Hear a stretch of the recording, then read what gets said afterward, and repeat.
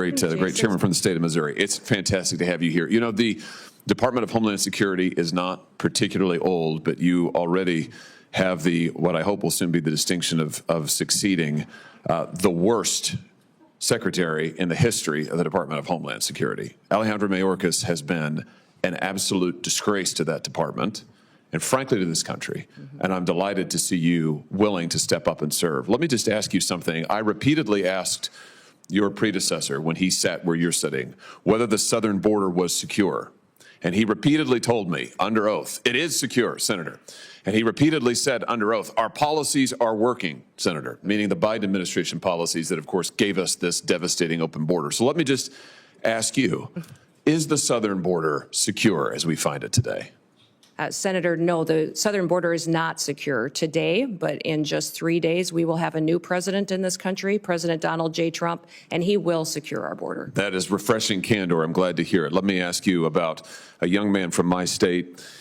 This is Travis Wolf, who's 12 years old when he was killed just over a year ago by an illegal migrant who mowed him down, and I choose my words carefully, mowed him down in a motor vehicle, hit him head on, doing 75 and a 40, killed him. Others were severely injured. Just yesterday, a witness sitting where you are sitting today told this committee that migrant crime is, and I quote, not an actual concern. Not an actual concern.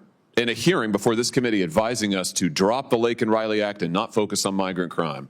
You know, in my state, with the death of people like Travis Wolf and Officer David Lee, who was assaulted and killed in St. Louis, and officers in Kansas City who have been assaulted by illegal migrants, and others who have been carjacked and stabbed, would you agree with me that migrant crime sure as heck is an actual concern and that you intend to do something about it?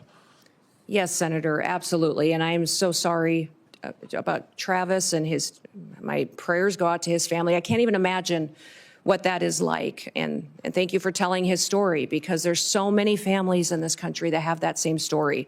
And they don't understand why the federal government is allowing people to come into this country illegally and then perpetuate crimes against their people and then give them resources and shelter and food and debit cards to go take care of their families when they go to work every single day to make sure that they're providing for their families and are held accountable to when they break our laws. So, let me ask you this. Will you work with President Trump to reinstate the Remain in Mexico program that the president had in place in his first term, which does so much to ensure that those who would seek to abuse our asylum system are not allowed into the country, and those who have legitimate asylum claims, their claims are processed in due order and in due course, but they wait in Mexico until those claims are fully processed. Will you work to reinstate that program? Yes, Senator, the president and I have talked extensively about this and will 100% partner with him to reinstate the Remain in Mexico policy and make sure that it's in place. Fantastic. I think Travis might be alive today if that policy had been in place. Let me ask you about CBP One, the phone app that I've called Concierge Service for Illegal Immigrants.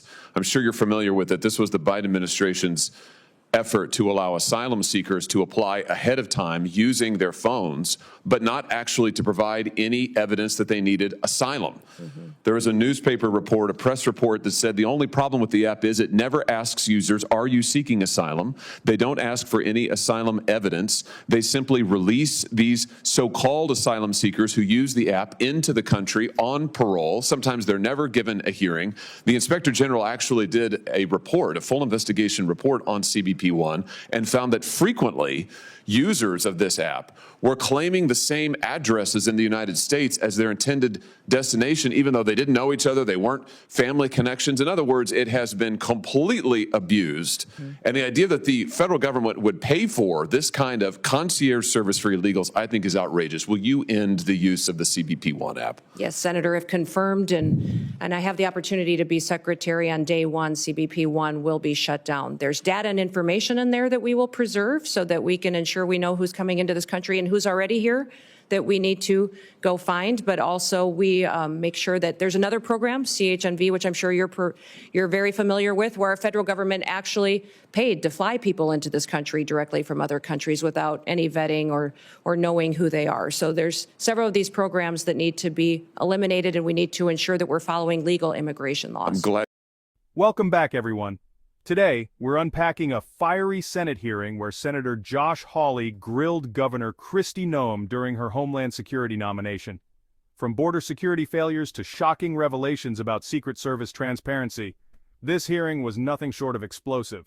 Before we dive into the 10 biggest moments, make sure to hit that subscribe button and turn on notifications so you're always in the loop with the latest political updates. Let's start with Hawley's blunt criticism of current DHS Secretary Alejandro Mayorkas, calling him the worst in history. Strong words, but here's the key. Governor Kristi Noem agreed with him, admitting the southern border is not secure. She promised that under President Trump's leadership, this will change on day one. This commitment to action is a breath of fresh air for many concerned about national security. Hawley then shared the heartbreaking story of Travis Wolf, a 12-year-old from Missouri, killed by an illegal immigrant in a preventable accident.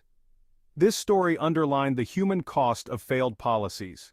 Noem expressed deep sympathy and vowed to prioritize stopping crimes committed by migrants, calling it a critical issue that needs immediate attention. One of the most important moments? Hawley pushing Noem to reinstate the Remain in Mexico's policy, which he argued could save lives like Travis's.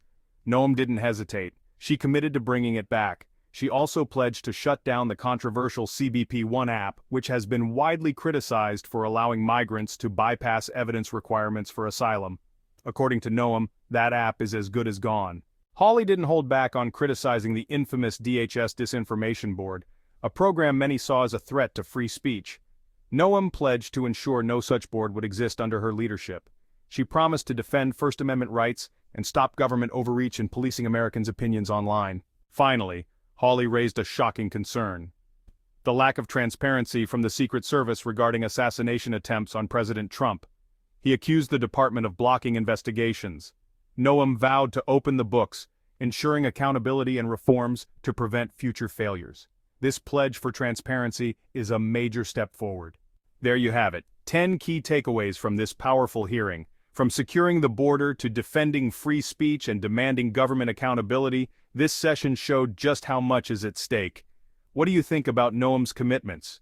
Will she deliver on these bold promises? Let me know in the comments below. I'd love to hear your thoughts. And before you go, don't forget to smash that like button and hit subscribe for more updates.